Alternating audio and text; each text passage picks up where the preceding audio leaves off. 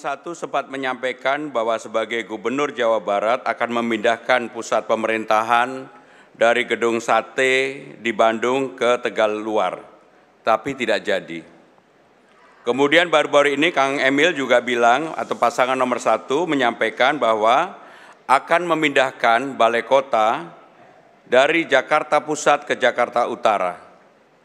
Untuk itu kami ingin menanyakan apakah ini memang serius untuk mau dipindahkan, karena IKN kan Jakarta bukan ibu kota lagi, di pusat pemerintahan Balai Kota banyak sekali gedung-gedung yang akan menjadi kewenangan pemerintah Jakarta. Untuk itu apakah perlu dipindahkan? Apakah ini juga bagian dari imajinasi yang dihadirkan oleh pasangan nomor 1? Kalau tadi ada yang tertawa urusan imajinasi, lah IKN itu datang dari imajinasi. Oleh sebuah keputusan mahal, keputusan politik, pindah ke sana, menjadi IKN hari ini. Kebetulan saya kurator di sana. Pak Jokowi sudah sangat luar biasa melakukan sebuah namanya gagasan-gagasan yang realitanya terjadi, kira-kira begitu. Nah sekarang kalau Jakarta mau mengurangi macet, selain perluasan transportasi publik, mari benerin tata ruangnya. Untuk urusan IKN saya lebih terlibat daripada Pak Kang Emil. Dari survei lapangan yang terlibat di awal adalah saya, Presiden, Pak Basuki, kemudian kita survei juga ke Kalimantan Tengah dan sebagainya. Bahwa betul memang di ujung ketika sudah mulai pembangunan, kurasi dilakukan oleh Bapak Ridwan Kamil. Tetapi yang PDIP, Mas Pram, di tahun 2022 pernah menolak ide Pak Anies untuk membuat rumah jadi 4 lantai. Dengan alasan katanya bikin beban Jakarta, dengan alasan katanya persiapan Pilpres. Jadi ideologinya tuh kemana sebenarnya? Saya kemarin sudah berdiskusi secara langsung dengan Mas Anies. Gagasan ide Mas Anies akan saya lanjutkan, walaupun fraksi saya berbeda untuk itu. Bagi saya nggak apa-apa. Inilah yang akan kita bangun untuk Jakarta. Gubernur yang paling banyak menggusur datang dari partainya Mas Pram.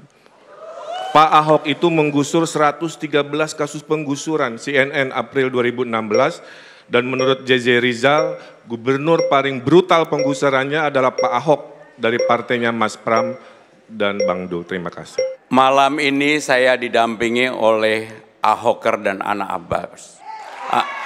Sehingga dengan demikian saya akan menggabungkan, bagi saya tidak mau menjawab itu, tetapi saya berkomitmen. Di dalam membangun Jakarta, saya lebih memanusiakan orang-orang yang memang perlu mendapatkan pertolongan. Sehingga dengan demikian catat apa yang menjadi omongan saya. Kalau saya menjadi gubernur, saya tidak melakukan penggusuran. Yang saya lakukan adalah pemberdayaan.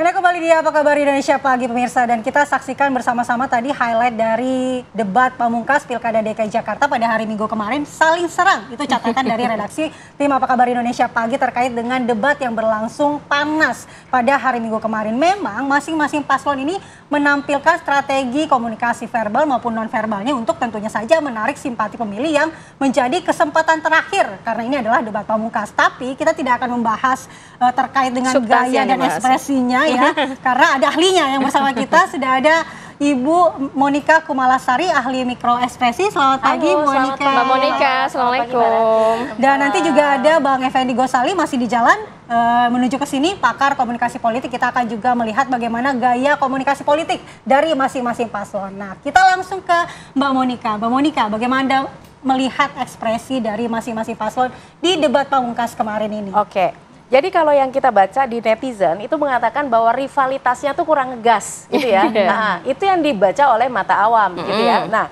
oke, apa yang saya lakukan ini adalah dari setiap statement mereka ini kemudian direkam ya, direkam untuk melihat frame demi frame bagaimana ekspresinya. Oke. Nah, yang saya bahas pertama ini adalah kita lihat dulu di visi misinya di masing-masing. Bagaimana ekspresi yang keluar ya, ini akan kita bandingkan dengan pada saat closing statement, karena ini dua hal yang memang sudah dipersiapkan kan, sudah ada skripnya, gitu ya. Pasti sudah disiapkan matang-matang ya. Yang di tengah-tengah yang akan kita lihat adalah sundulan-sundulannya, gitu ya, gas-gasnya. Oke, jadi saya juga udah siapkan itu ada hasil analisanya. Ya, jadi, ini saat visi misi ya. Yang ketiga, yang debat turun ketiga lagi ke bawah. Oh, jadi ini Mbak Monica menghadirkan dari debat pertama, kedua, dan ketiga. Dan ini yang ketiga. pertama. Kita mau melihat yang ketiga. Mungkin sambil review boleh Mbak Monica. Oke, gini ya. Jadi kalau yang pertama nih kita lihat yang pertama. Ini jadi kita melihat ada 6 emosi secara universal yang sering banget muncul. Nah, emosi itu apa sih? Netral, gitu ya. Netral artinya tidak berekspresi. Surprise, kemudian sad, ya sedih, kemudian happy, kemudian fear, takut, disgust tuh jijik, ya, dan kemudian anger atau angry, gitu ya. Di debat pertama, ini Ridwan Kamil dominasinya adalah justru di disgust. Discuss ya, yang hijau ya? Yang hijau, begitu ya. Terus kemudian Dharma ini juga di hijau, gitu ya. Jadi dengan disgust juga, kita nggak tahu lah perasaan kebatinan mereka apa dengan kontestase ini. Dan Mas Pram ini adalah banyak anger, gitu. Yang ini orange ini, bukan merah, ya merah ya yang di bawah ya. Jadi ya tapi wajar aja gitu. Mungkin emosinya adalah karena melihat ketika kita melihat sesuatu yang tidak beres, otomatis emosi yang muncul adalah marah terhadap hal tersebut. Dan ini wajar sekali karena justru malah tanpa emosi manusia itu tidak berwarna, begitu ya. Ini karena mungkin di debat pertama ya Mbak, mungkin ini debat pertama belum bisa men-set emosi diri sendiri gitu ya. Justru lebih natural gitu yang keluar atau ya gimana? mungkin jadi karena melihat bahwa karena hasil dari mungkin belanja masalah, terus kemudian melihat tahu apa yang mau dilakukan, sehingga emosi marah itu muncul, gitu ya. Marah itu penting loh untuk memotivasi seseorang melakukan sesuatu, gitu ya. Jadi ini sesuatu yang sangat natural. Itu di debat pertama. Kalau itu untuk di debat pertama. Ketiga gitu sih sebenarnya kita pengennya ya. Oke. Sekarang Debat kita ketiga. masuk ke debat ketiga, ya, debat ketiga. Nah, masih distribusi emosinya yang kita teliti itu masih sama seperti itu, ya. Tetapi di Ridwan Kamil nih sekarang ya, ini merah ya dua-duanya nih. Ini kebakaran, gitu ya. Di yang Ridwan Kamil juga, di Dharma juga nih, ya. Jadi merah yang muncul adalah anger, begitu. Tapi kalau 01 ini kan lebih kepada ada serangan-serangan yang diberikan 03 kepada 01 ya. Tapi kalau 02 kenapa bisa tiba-tiba ada angry di situ? Nah, ini masih divisi misi. Oh, baru awal. Masih divisi misi, baru di awal. Di segmennya. Jadi ketika statement yang keluar mengenai visi misi, begitu ya. Nah, ini adalah tetap anger yang muncul, anger, Dharma juga dari Mas Pram, gini. Ini karena banyak menunduk sehingga datanya cuma sedikit ya, nggak terlalu banyak. Jadi ini disgust justru malah muncul, ya. Nah, terus kemudian pada saat ini langsung akan kita bandingkan dengan di closing statement nih, ya. Nah, apakah masih tetap membawa suasana emosi yang sama, gitu ya? Ternyata sama nih. Ridwan Kamil juga masih anger juga. Dari awal sampai akhir ya. Dharma juga demikian, gitu ya. Sementara Mas Pram ini datanya nggak terlalu banyak, tetapi justru malah muncul disgust. Gitu ya. Mungkin tadi. Lihat dari interaksi gitu selama ada gas-gasan itu, gitu ya. Nah, ini mungkin hasilnya menjadi seperti ini, begitu. Nah, tapi yang menarik adalah justru malah kalau Ridwan Kamil ya, ketika closing statement di debat pertama itu happy. Oh, ternyata happy itu ada muncul juga ya emosi itu di dalam debat, gitu ya. Dan ketika di visi misi di debat kedua itu masih konsisten dengan happy. Padahal Mbak, itu adalah 1 hari setelah pasangannya itu yang sempat viral mengenai janda kaya, begitu ya. Nah, jadi cuma si mesin ini tidak bisa mendeteksi apakah happy-nya ini sesuatu yang genuine kah atau memang sudah sesuatu yang dibuat. karena habis kejadian kan, ini yang sempat viral gitu, sehingga mungkin ya sudahlah gitu. Tapi kok bisa langsung berubah di debat ketiga ya? Bukannya di debat ketiga justru dia lebih bisa mengelola emosinya. Saya gitu kan? setuju nih Mbak, apalagi ketika debat ketiga ini setelah pertemuan di Solo loh, gitu ya. Tetapi malah yang keluar adalah anger. Mungkin ya kemarahannya dipicu kepada interaksi selama Oke. karena banyak nih keseruan-keseruan pertanyaan-pertanyaan ini yang surprise banget ya gitu ya, yang mereka tidak duga gitu. Atau mungkin juga karena elektabilitas hasil dari yang survei. menurun, ya. Nah, berbicara mengenai elektabilitas hasil survei ini kayaknya nggak afdol kalau kita ngelihat dari sisi pengamat politik begitu ya. Sudah ada Bang Effendi Ghazali, boleh bergabung bersama kita Bang. Selamat pagi. datang, Bang Ege. Ini baju merah Udah belum tentu anger ya. bukan menjelang timnas, Menjelang tapi ingat dulu Nanti. Palestina dulu. Iya, ingat. betul. Siap. Bang Ege sehat Bang? Sehat. Alhamdulillah. Alhamdulillah. Nah tadi kan kalau dari Mbak Monika sudah mencermati bagaimana emosi yang dapat ditangkap begitu saat debat. Tapi kalau melihat isi dari yang kemarin disampaikan, baik debat 1, 2, 3, Bang Ege melihatnya bagaimana? Sudah all out belum sih semuanya ini bisa menggait hati pemilih Jakarta dengan program-program atau janji-janjinya?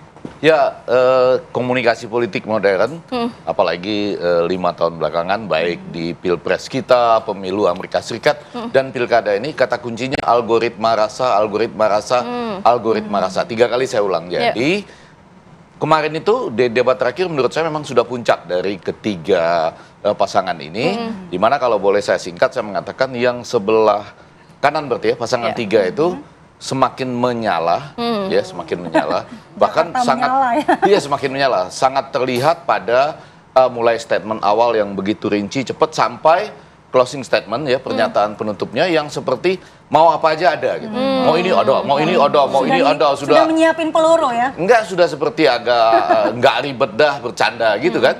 Anda mau ini ada, jadi Pramononya tinggal nyebutin.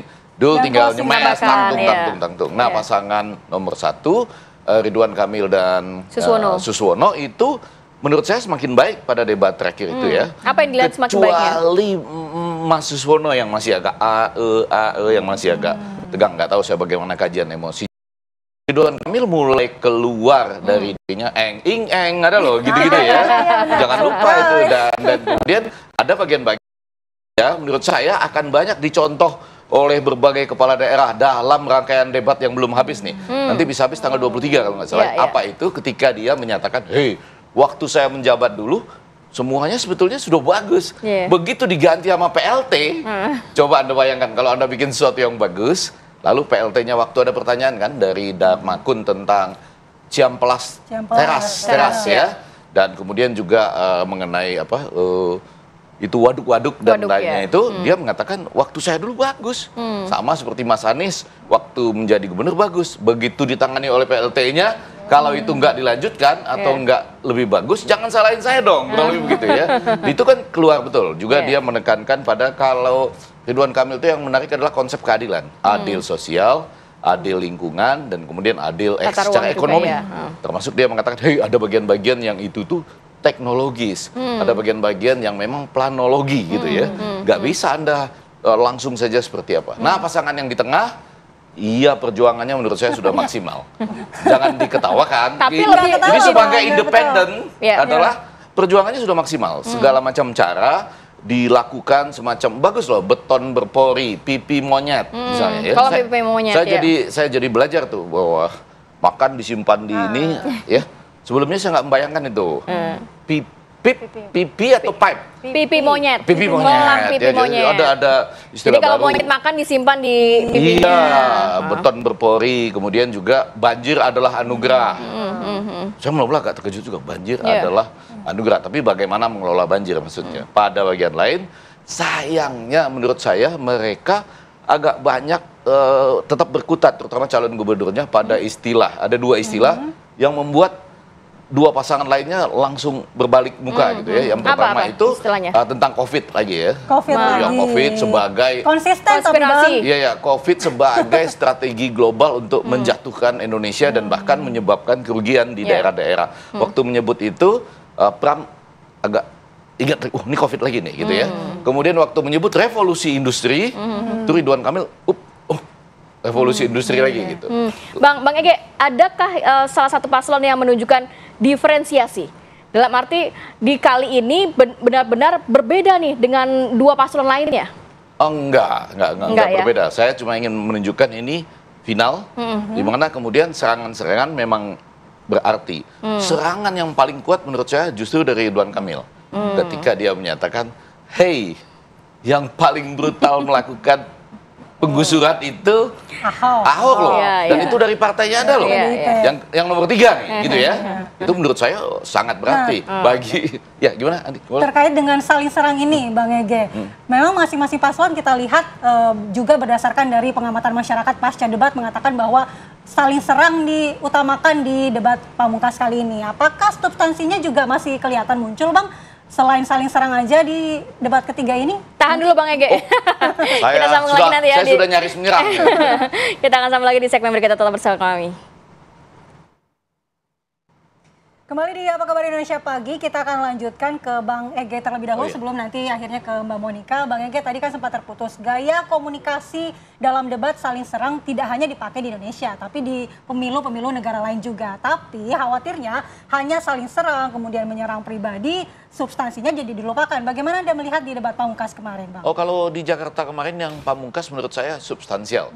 Jadi lebih mengarah ke substansi. Terutama misalnya kalau kita lihat dari 1, 2, dan 3 itu, 3 bertanya ke 1, jadi Pramono Dul bertanya ke Ridwan Kamil Suswono itu menarik. Ini apa nggak kebanyakan imajinasi? Kurang lebih gitulah gitu ya. Ya, sayangnya pertanyaannya lebih pada IKN. Yang kemudian mau nggak Anda memindahkan balai kota ke tempat lain, kemudian dikaitkan dengan Ridwan Kamil menyatakan itu semua awalnya imajinasi. IKN itu imajinasi. Gitu ya. Dan, akhirnya disangka lagi, Pram lebih mengetahui saya lebih IKN. banyak terlibat. Cuma kalau saya sebagai warga Jakarta makin bingung. IKN dan Jakarta ini sekarang kan nggak bisa dibedakan dalam arti apa ibu kota kita sekarang coba? Iya. Apa ibu kota kita sekarang? Indonesia tanpa ibu kota pada hari ini. Pada hari saya ngomong ini, Indonesia tanpa ibu kota. Jadi itu serangan substansial, tapi bagi warga Jakarta nggak terlalu penting. Ya kan, apakah kita masih ibu kota apa IKN yang ibu kota? Yang penting gimana Jakartanya nantinya. Nggak bisa jawab itu. Tapi yang dari Ridwan Kamil ke Pramono Dul penting sekali serangannya. Khususnya bagi warga Jakarta yang terancam pengangguran. Penggusuran. Karena dia mengatakan, hey ingat loh, yang paling brutal, gitu ya? kata yang dipakai itu brutal. Yang paling brutal menggusur itu Ahok dari partai Anda. Jadi artinya bagi Anda yang ragu-ragu akan digusur apa enggak, pilih kami. Karena kami tidak akan menggusur. Tapi langsung diambil oleh Pramono, enggak, kami juga enggak menggusur. Gitu. Nah serangan lain diarahkan oleh pasangan nomor 2 ke nomor 1 ya, Darmakun keluar juga loh menyerang dengan menanyakan sudah ada nggak kontribusi dari Ridwan Kamil menanyakan itu sebetulnya ingin memakai dia untuk menunjukkan bahwa Ridwan Kamil sudah berkontribusi bagi Jakarta dengan 2 bendungan yang lahannya dibebaskan dan dibuat. Tapi kemudian pasangan Darmakun menyatakan saya nggak tahu, saya nggak pernah jadi gubernur Jawa Barat, gitu ya. Kok nanya ke saya kurang lebih gitu. Cukup kemudian, seru ya memang ya. Ciampelas itu ya, teras ya, yang kenapa sekarang bisa jadi seperti itu? Bukan saya dong, PLT dong, PLT. Gitu. Dan saya rasa itu akan dipakai di banyak debat sebelum tanggal 23 tuh di daerah sebelum lain. kita masuk ke dalam survei bagaimana pengaruhnya dari 3 debat ini kepada elektabilitas, tapi saya mau ke Mbak Monica. Mbak Monica tadi kan beberapa part yang sudah disinggung begitu ya, terkait penggusuran dan lain sebagainya, tapi kan juga ada part mengenai banjir dan lain-lain. Nah, ini apa yang bisa ditangkap dan juga disoroti oleh Mbak Monica, khususnya segmen yang mana sih yang paling terlihat nih emosinya kayaknya cukup menarik disoroti? Oke, pada saat di segmen 4 dan 5 ini mereka berusaha menggunakan momen walaupun kadang-kadang nggak masuk akal gitu ya. Seperti apa tuh Mbak contohnya? Contohnya adalah banjir kiriman dari Bogor. Ditanyakan oleh Ridwan Kamil ya kepada Dharma gitu ya. Dari Rano kepada Dharma gitu ya. Nah, jadi memang mencoba untuk menggali apa sesuatu yang bukan ranahnya gitu. Jadi, nah ini yang menarik adalah gitu kalau nggak salah pertanyaannya adalah apakah pengelolaan sumber daya alam di Jawa Barat itu sudah rusak apa enggak gitu ya? Banjir kiriman dari Bogor. Nah, mengenai itu. Nah, jadi Rano Karno ini ketika menjawabnya, ketika melontarkan pertanyaan ini sebetulnya gambling nih, gitu ya. Karena apa? Dilihat dari emosinya yang muncul ketika mengajukan pertanyaan ini, ya. Ini adalah satu disgust, jadi artinya jijik sekali dengan hal ini, begitu ya. Terus kemudian ada fear juga, gitu. Baru agak-agak kemudian takut gitu ya. Jadi ini kira-kira pertanyaannya matching atau enggak, gitu kan ya. Nah, kemudian ini justru malah dijawab oleh Dharma dengan memang enggar karena ini bukan dalam ranahnya kapasitasnya dia. Kapasitasnya seterusnya. Tetapi anger karena bukan dalam kapasitasnya, tetapi juga diikuti dengan yang presentasenya lebih besar adalah happy. Jadi ya mungkin ya ini momen di mana dia untuk mengatakan sesuatu yang bukan ranahnya juga, tapi dengan cara yang mungkin akan menaikkan lah, begitu ya. Nah terus kemudian saya melihat lagi tadi yang disampaikan oleh Bang Ege ini mengenai penggusuran gitu ya. Ini penggusuran ini kan dari RK ke 03 Pram. 03 ya. Ini 45% ketika mengatakan hal tersebut memang diliputi oleh kemarahan. Gitu ya. Responnya gimana dari Mas Pram? Responnya adalah justru yang muncul adalah surprise karena tidak disangka akan jadi 28% kira-kira. Dan kemudian juga ada disgust juga gitu ya. Jadi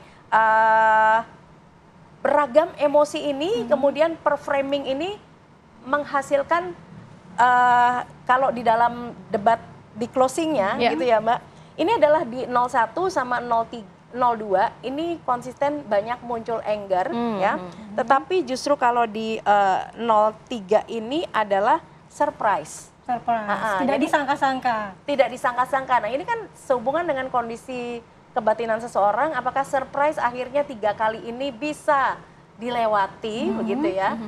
Nah nggak tahu hanya Mbak Monica tadi kata Bang Ege di closing statementnya yang menarik nih, di paslon nomor 3 nih sudah ada nih disiapin semua, kalau kayak gini begini solusinya, kalau kayak gini begini solusinya. Palu gak ada lah Iya, mereka juga ada gitu ya. Penyajiannya tuh Nah, itu mengejutkan, jadi dia sudah santai betul ya, kalau ini dijawab sama ini, kalau ini dijawab sama ini, seperti main-main saja. Sudah Bagaimana selesai dengan ekspresi debat seperti gitu. itu Mbak Monica menilai itu. Makanya berarti ini berelasi juga dengan hasil apa yang sempat kita analisa, bahwa 1 dan 2 sama-sama anger, kalau yang di 3 ini surprise yang muncul gitu, karena ketika ada pertanyaan ini udah punya jawabannya. Jadi kan memang surprisely saya sudah mempersiapkan. Oke, jadi lebih agak santai begitu ya. Betul. Bang Ege, kalau melihat ini kan nampaknya juga menarik menyoroti bagaimana elektabilitas ya. Akankah juga 3 debat ini juga mempengaruhi elektoral yang kita melihat awalnya memang di sejumlah survei RK nih lama-lama kok kayaknya nampaknya beda tipis sama 03 ini Bang.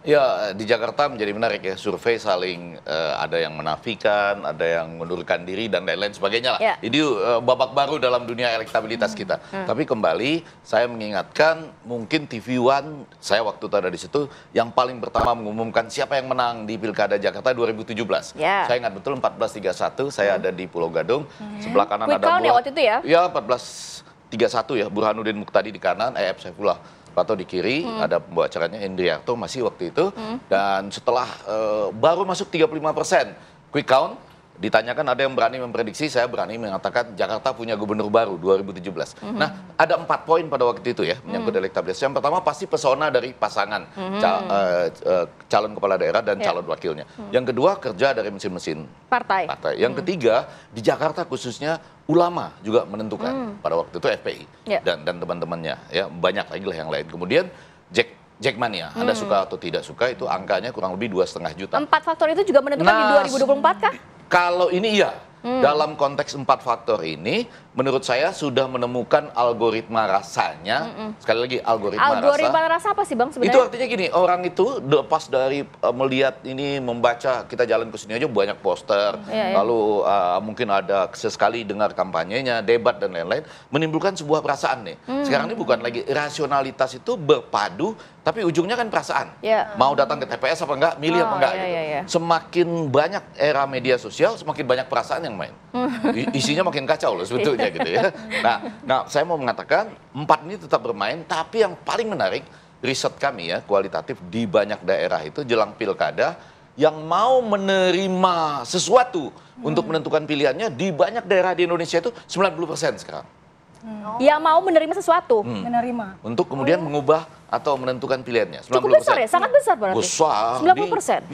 Di berbagai daerah Termasuk di Indonesia. Jakarta yang dipikir biasanya kalau rasional Jakarta, orang-orangnya, Litbang Kompas, warganya. Litbang Kompas pernah melakukan penelitian 58% mau. Iya, karena lebih bervariasi warga di DKI. Iya, orang beranggapan mungkin paling rasional, paling terjangkau media gitu ya. Atau bisa berkampanye langsung. Nah, yang ingin saya katakan, kalau angkanya elektabilitas menurut Kompas yang terakhir, saya pegang yang dibiayai oleh sendiri aja lah, Kompas ya, terakhir itu. Kalau yang lain saya nggak tahu dibiayai siapa gitu. antara 34 dan 38%, tapi masih dalam margin of error 4,6%. Nah, kalau itu ada di sana, maka yang perlu dicari dengan gelontoran sesuatu untuk mengubah keputusannya 17%. Jadi 1 putaran 2 putaran. Sementara yang pasangan kedua yang kita harapkan juga tampil baik itu, menurut saya nggak berhasil keluar dari angka 3, 4, 5. Maaf loh kalau nonton ya, masih ada beberapa hari lagi buat ngejar. Jadi dari algoritma rasanya, saya rasa ini bisa menuju 1 putaran, kecuali ada pihak yang sekarang lagi mengumpulkan uang sangat besar untuk melontarkannya demikian rupa untuk mengejar 17%. Akibatnya nanti bisa 2 putaran atau malah mereka yang menang.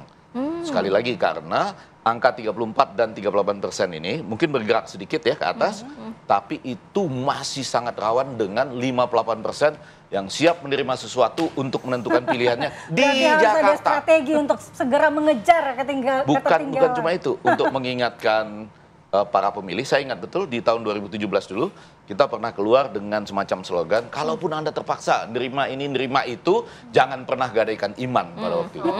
Harus teguh pendirian. Enggak, Anda terpaksa nerima ini. Dulu ada kebo loh, ada sapi di Pulau Seribu. Iya. Orang sampai ngasih sapi loh. Sapi dikasih gitu ya. Itu nggak tahu saya termasuk politik sapi atau apalah gitu ya. Tapi ujungnya diingatkan, kalaupun Anda terpaksa nerima uang, nerima bansos, nerima sembako dan sebagainya, jangan pernah gadaikan iman. Waktu itu. Dan itu jadi Semoga di penakalnya. 2024 juga tetap menjadi pegangan untuk warga Jakarta ya. Harus ada sesuatu khususnya yang ya. disampaikan oleh tokoh-tokoh ulama dan Baik. kemudian pemuka Oke. masyarakat lah di Jakarta. Menarik sekali, tapi sayang sekali kita waktunya terbatas. Terima kasih Bang Ege, Mbak Monica kasih. sudah hadir pagi hari ini. Terima Sehat kasih, selalu. Mbak. Assalamualaikum. Bang Ege, nanti malam nonton lanjut. Oh iya, saya akan berada di sana. Lanjut jadi Sekali lagi saya ingin pengawas menyaksikan racikan Herve Renat sekarang ya. Nanti ada juga Bang bahasanya di Apa Kabar Indonesia Pagi, tapi usai jeda jangan kemana-mana, pemirsa tetaplah di Apa Kabar Indonesia Pagi.